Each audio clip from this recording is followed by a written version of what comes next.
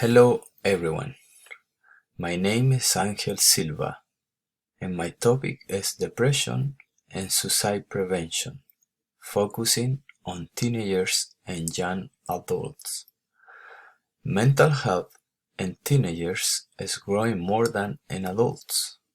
Mental health, quote, includes our emotional, psychological, and social well-being.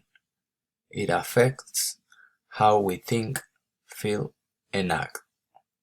It also helps determine how we handle stress, relate to others, and make choices. Close quote. Mental health can cause stress, bad behavior, and a very negative environment if it is not controlled in time. The young generation is more likely to suffer with depression, and this mental health condition is affecting our population more than we estimate. When mental health is not healthy, it can cause a lot of struggles with youth at the school and in their daily activities. This is a personal story. Names and locations have been changed for privacy reasons. Alex has a difficult life in California with absent parents that work all day and during their free time they go work out at the gym. Also, she's suffering of depression because her boyfriend committed suicide few months ago.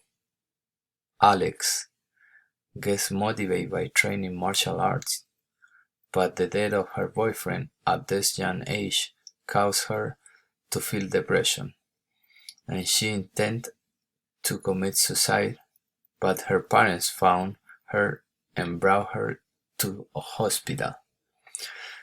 She got into a professional institution to help her with the depression, and she's out now, but is still suffering from this mental health issue. Her parents are more aware of her and are trying to be with her most of the time so she doesn't feel alone and try to harm herself again. She's about to graduate from high school and eventually attend to college, but she is not motivated to keep working to accomplish her goals.